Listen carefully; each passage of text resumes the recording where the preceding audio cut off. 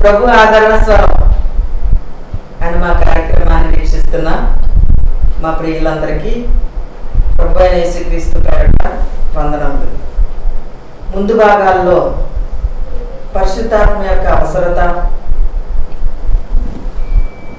పరిశుద్ధాత్మని యొక్క అభిషేకము, తర్వాత పొందే శక్తిని గురించి తెలుసుకున్నాం. ఈ భాగంలో పరిశుద్ధాత్మ యొక్క అభిషేకం ఎన్ని రకాలుగా ఉంటుంది అనే విషయాన్ని గురించి మనం తెలుసుకుందాం. ఆ పరిశుద్ధాత్మను కలుగచేసే ఆదరణ కలిగిన మాటలను మనం విందాం, ఆదరణ పొందుదాం. ప్రభు ఆదరణ స్వరం అనే మా కార్యక్రమాన్ని వీక్షిస్తున్నటువంటి ప్రేక్షకులందరికీ ప్రభు పేరిట వందనాలు తెలియజేస్తున్నాను, శుభాలు తెలియజేస్తున్నాను. ప్రార్థన చేసుకుందాము. దేవుని యొక్క వాక్యం వినే ముందు పరిశుద్ధాత్మ దేవా, ఓ నిత్యుడగు ఆత్మ, యేసునామని పాదాల దగ్గరకు వస్తున్నాము.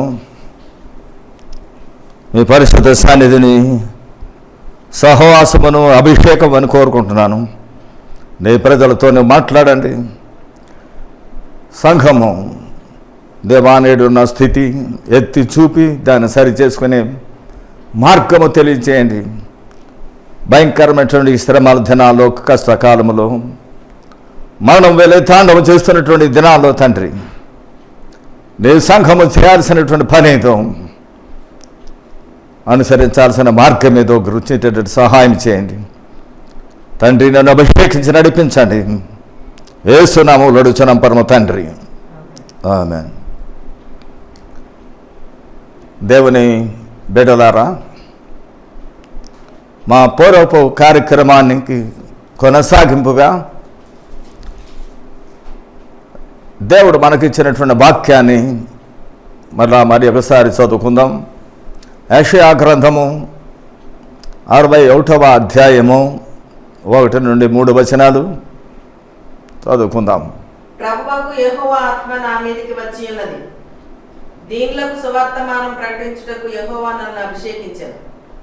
నలిగిన హృదయము గల వారిని దృఢపరచుటకును, చెరలో ఉన్న వారికి విడుదలను, బంధింపబడిన వారికి విముక్తిని ప్రకటించుటకును, యెహోవా హితవత్సరమును, మన దేవుని ప్రతిదండన దినమును ప్రకటించుటకును, దుఃఖాక్రాంతులందరినీ ఓదార్చుటకును, సియోన్లో దుఃఖించు వారికి ఉల్లాస వస్త్రములు ధరింపచేయుటకును, బూడిదకు ప్రతిగా పూదండను, దుఃఖమునకు ప్రతిగా ఆనంద తైలమును, భారభరితమైన ఆత్మకు ప్రతిగా స్తుతి వస్త్రమును వారికి ఇచ్చుటకును ఆయన నన్ను పంపి ఉన్నాడు.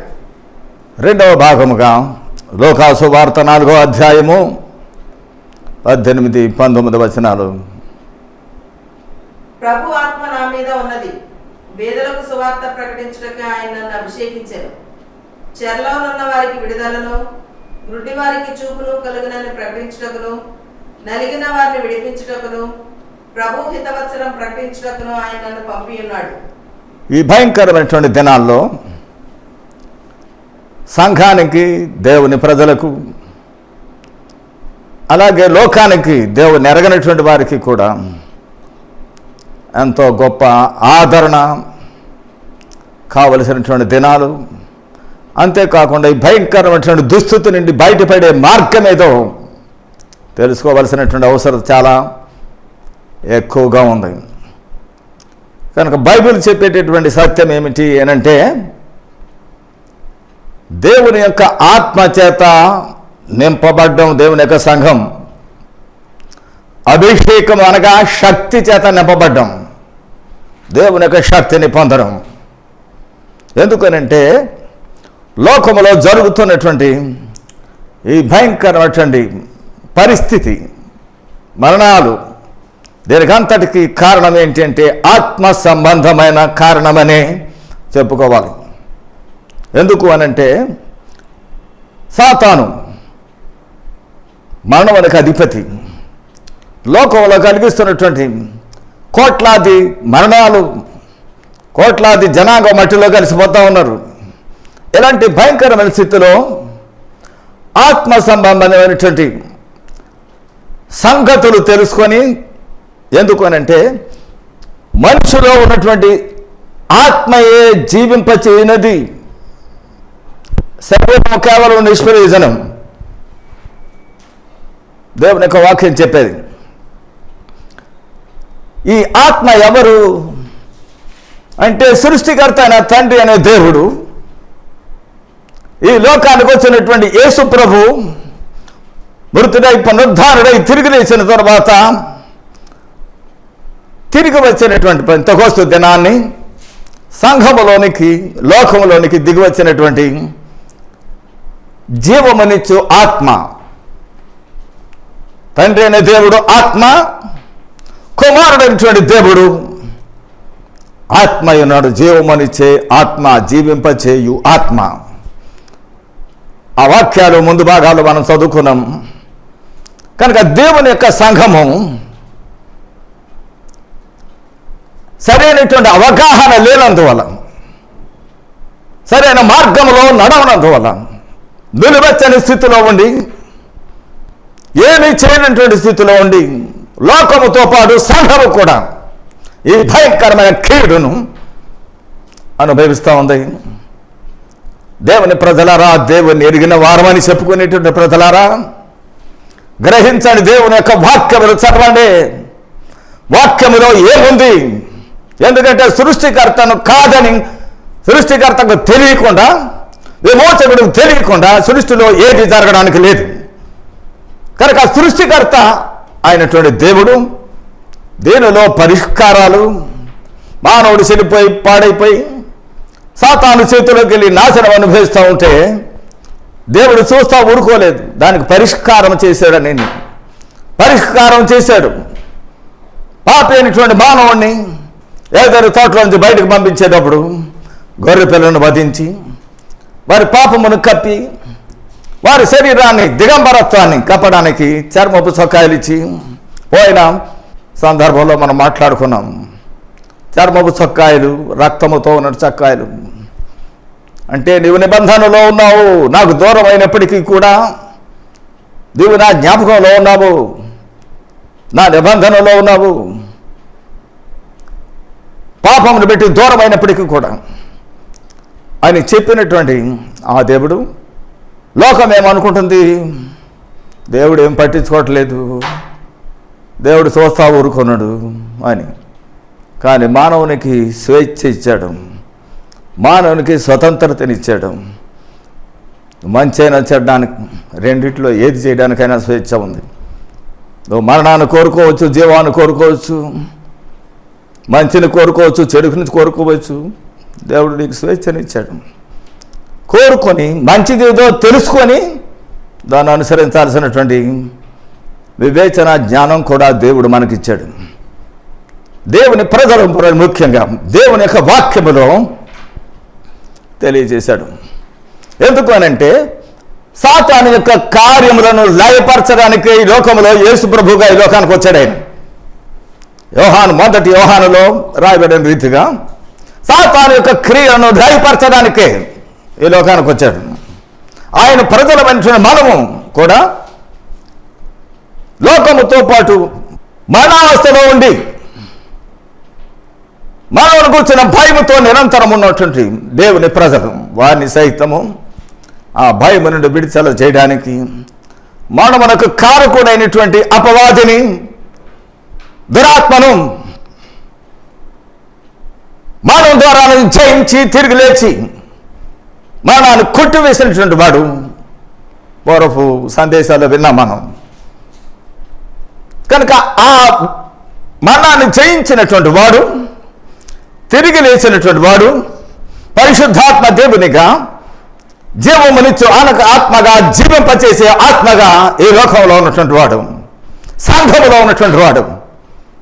ఆయన మనం కోరుకొని లోపలికి ఆహ్వానించినట్లయితే లోపలికి వచ్చే అవకాశం ఉంది.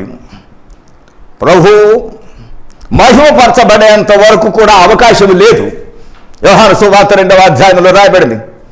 ఎందుకంటే పరిశుద్ధాత్మ చేత నింపబడ్డానికి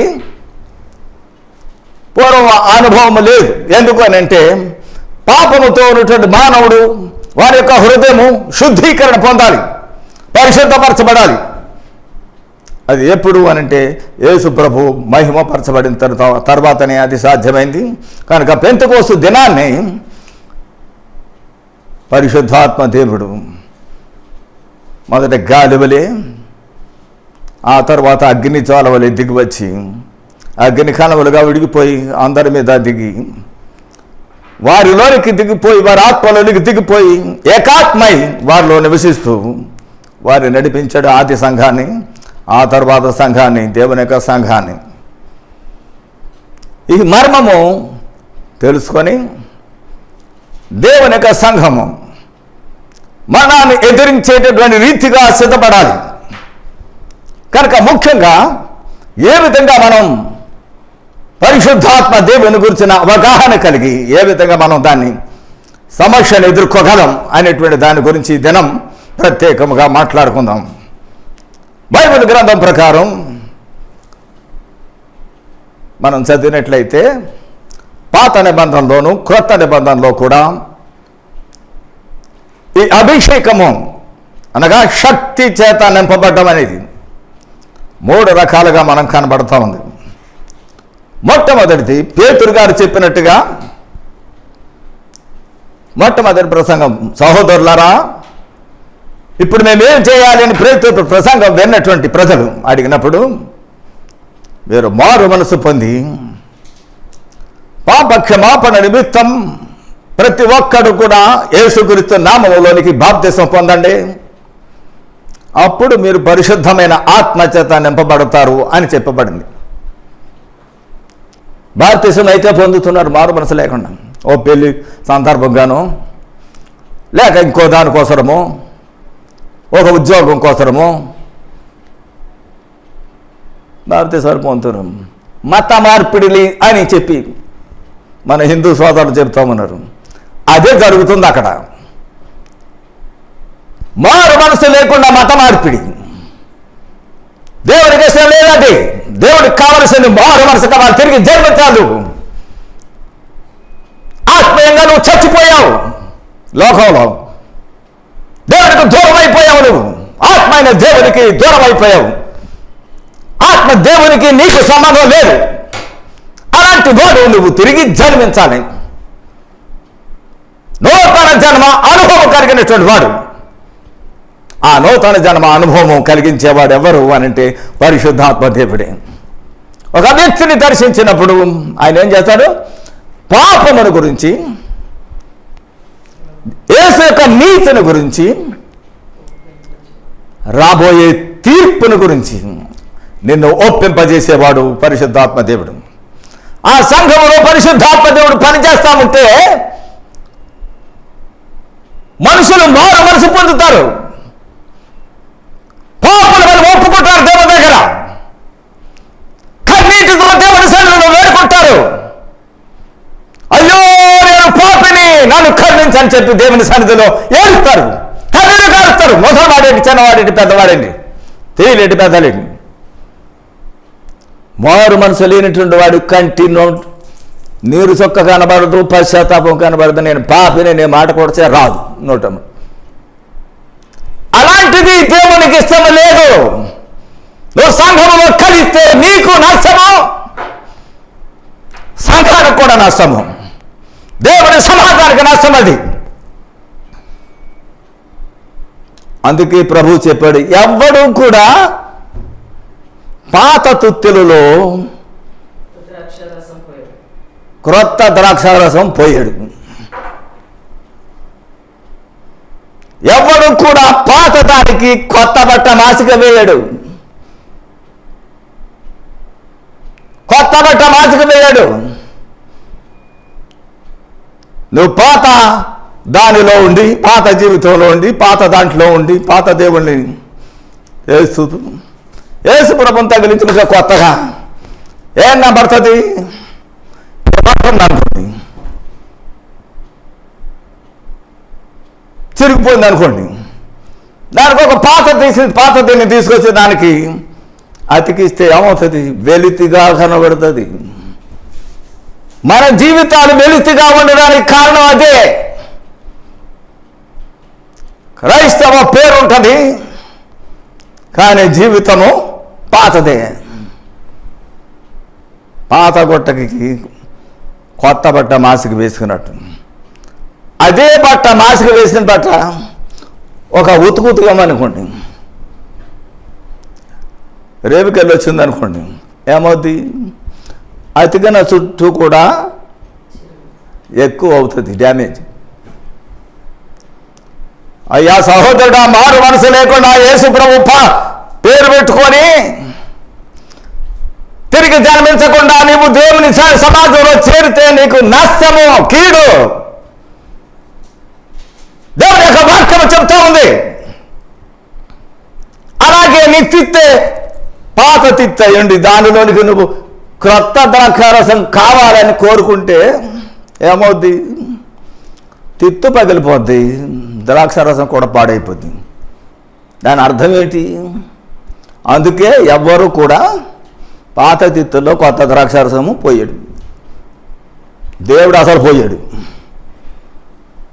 మారు మనసు లేనటువంటి, తిరిగి జన్మించినటువంటి జీవితానికి దేవుని యొక్క ఆత్మచేత నింపబడాలి అనే కోరిక నీకు ఉన్నప్పటికీ కూడా దేవుడు ఇవ్వడు.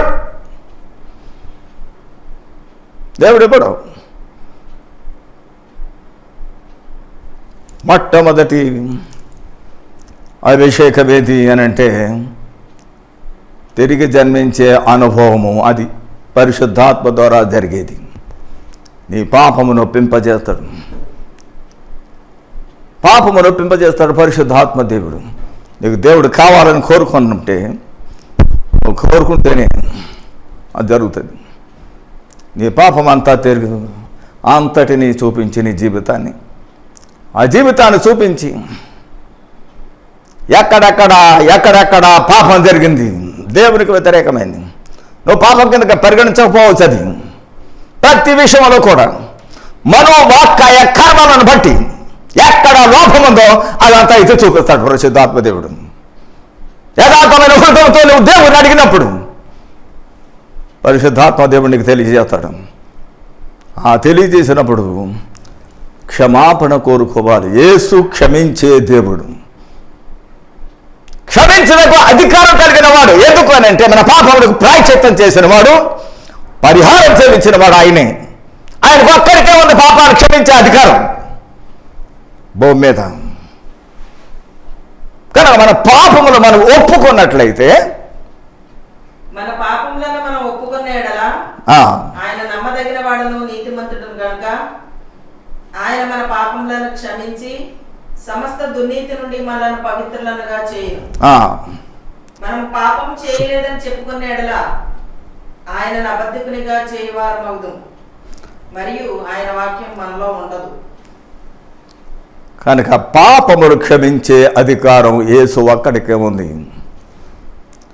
అయితే యథార్థమైన హృదయంతో ప్రభు దగ్గర ఒప్పుకోవాలి, క్షమాపణ కోరుకోవాలి. తిరిగి జన్మించినటువంటి వాడిలో ఆ కార్యం జరుగుతుంది. పరిశుద్ధాత్మ దేవుడే నీ పాపముల గురించి ఒప్పింపజేసేవాడు.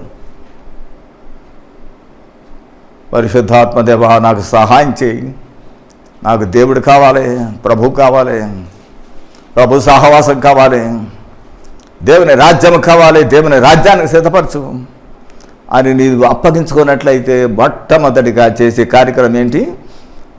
పాపమును ఒప్పింపజేసే కార్యక్రమం. తద్వారా నువ్వేమవుతున్నావు? ఒక నూతన జన్మ అనుభవం పొందుతున్నావు, క్రొత్తదిగా. ఎవడైనా క్రీస్తునందు ఉన్నట్లయితే వాడు నూతన సృష్టి. భక్తుడైన పౌలు 2వ కొరింథీ పత్రికలో ఆ మాటలు రాస్తున్నాడు. ఎవరైనా క్రీస్తునందు ఉన్నట్లయితే వాడు నూతన సృష్టి, పాతవి గతించనిదిగో సమస్తము కూడా క్రొత్తమయ్యాయి. అది క్రైస్తవుడు అంటే. కాగా ఎవడైనాను క్రీస్తునందున్న యెడల వాడు నూతన సృష్టి, పాతవి గతించెను, ఇదిగో క్రొత్తవాయెను. ఆయన క్రైస్తవుడు. క్రైస్తవుడని చెప్పుకునే సహోదరుడా, ఈ అనుభవం నీకుందా? ఈ అనుభవం నీకుందా? ఇది పరిశుద్ధాత్మ తొలి కార్యము, లేక తొలి అభిషేకం. ఇది శక్తితో నిన్ను ఒప్పింపజేస్తాడు.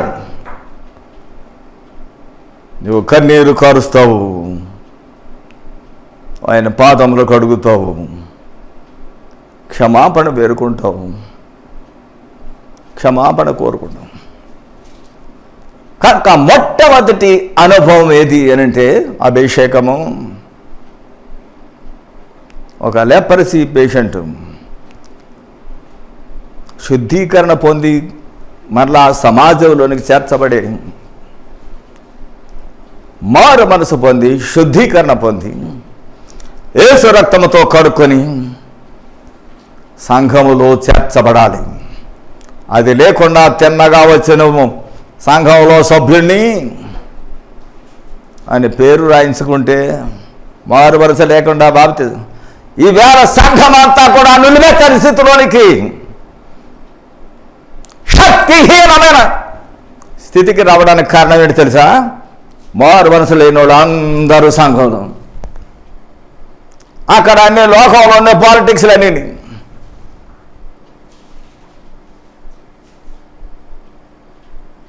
అన్ని రకాలు, లోకానికి సంఘానికి తాడాలి. దేవుడు అలా ఉండాలని కోరుకోవట్లేదు. దేవుని సమాజం వేరు, లోకం వేరు. అందుకే మొట్టమొదటి ప్రశ్నని పేతురు ద్వారా తెలియజేస్తుంది, దుస్తులకు ఈ తరపు వారికి వేరే రక్షణ పొందని. లోకం అంతా దుస్తుని చేతిలో ఉంది. నువ్వు రక్షణ పొందాలంటే ఆ దుస్తుని చేతిలో ఉంది. నీకు రక్షణ ఎక్కడ ఉన్నది? నీ కాపుదల ఎక్కడ? నువ్వు దుస్తుని చేతిలో ఉండి కాపుదల కోసం దేవుని ప్రార్థన చేస్తే మాత్రం ఎక్కడ దొరుకుతుంది? దొరకదు. కనుక మొట్టమొదటిది ఈ ఆత్మాభిషేకములో నూతన జన్మ అనుభవము లేక మారు మనస్సు, దేవుని తడు తిరిగి సువార్తను నమ్మడం. అది లేకుండా నేను దేవుని నమ్మాను, నాకు బాప్తిసం ఇవ్వండి అని అడిగేవాళ్ళు చాలామంది ఉన్నారు. మారు మనసు లేకుండా దేవుని నమ్మాను. యాకోబు గారు ఒక మాట చెప్తున్నాడు. యాకోబు పత్రికలో 2వ అధ్యాయం 19వ వచనంలో ఒక మాట రాయబడింది. యాకోబు గారు ఏం రాస్తున్నాడు? దయ్యములు సహితము నమ్మి వణుకుతున్నాయి. కొంతమంది సహోదరులు ఏదో ఒక వాక్యమే తీసుకొని దాని ప్రకారమే కరెక్ట్ ఇది అన్నట్టు చెప్పుకుంటుంటారు, లేక నడుస్తుంటారు. దేవుడు అక్కడే అని నువ్వు నమ్ముచున్నావు, అలాగూ నమ్ముట మంచిదే, దయ్యములను నమ్మి వణుకుచున్నవి. ఏం చెప్తున్నాయి? నువ్వు నమ్ముతున్నావు, దెయ్యాలు నమ్ముతున్నాయి. ఏంటి ప్రయోజనం? అంతేగా వణుకుతున్నాయి. నమ్మిక ఒక్కటే కాదు, దీనికి ఆధారము మార్కు సువార్త ఆఖరి అధ్యాయంలో రాయబడిన మాట, నమ్మి బాప్తిసం పొందిన రక్షింపబడతాడు, నమ్మని వారికి శిక్ష విధింపబడుతుందని చెప్పి రాయబడింది అక్కడ. నా నామమున దయ్యములను వెళ్ళగొట్టుదురు. ఏదో ఒక్కటే వాక్యము తీసుకొని నువ్వు నమ్మడం కాదు. దీని ప్రకారం నేను నమ్మాను, బాప్తిసం ఇవ్వండి నాకు అని అడగడం కాదు. ఎప్పుడు సూచక్రియలు కనబడవచ్చు. ఏమనగా నమ్మి బాప్తిసం పొందడం, వాడు రక్షింపడతారు. ఆ ఒక్క వాక్యమే సరిపోదు.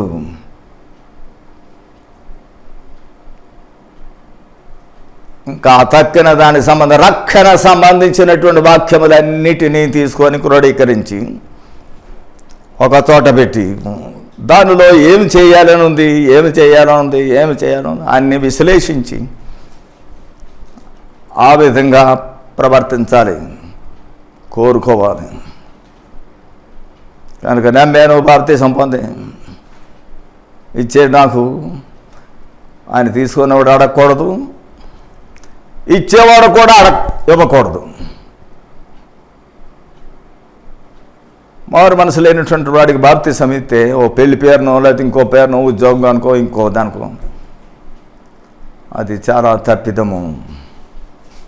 దేవుని సంఘము నేడు శక్తిహీనముగా ఉండడానికి కారణం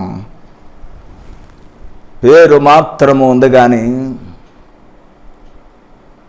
దేవుని ఎరగనటువంటి స్థితి,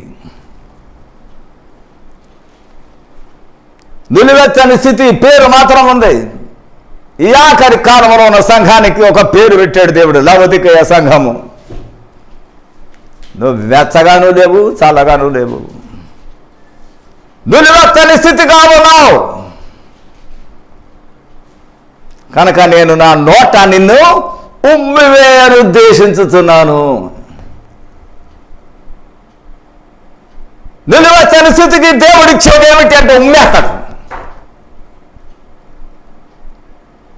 నీవు దేవుడు అవసరం లేదా? లోకంలో పోవాలా? వెళ్ళిపో. నీకు దేవుడు కావాలా? వెచ్చగా ఉండు. ఆత్మచేత నింపబడి, అగ్ని చేత నింపబడి నిత్యము ఆత్మచేత నింపబడి నడిపించబడ్డాం. అంతేగాని నిలువెచ్చని స్థితి కుదరదు. నిలువెచ్చని స్థితి దేవునికి అసహ్యమైంది. సాతాను చేసే గొప్ప మోసం ఏమిటి అని అంటే, మారు మనసు గురించి మాట్లాడారు.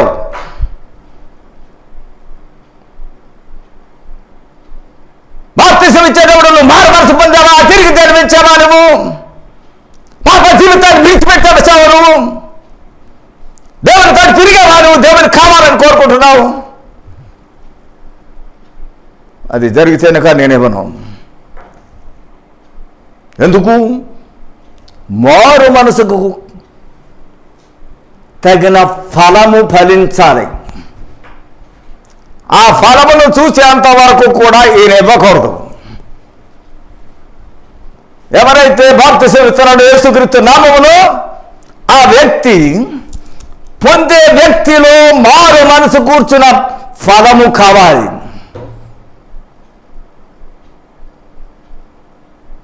మారు మనసు కూర్చున్న ఫలం ఎలా తెలుస్తుంది అంటే, ఫలము. ఆ ఫలము నీ జీవితంలో కనబడితేనే బాప్తిసం ఇవ్వాలి.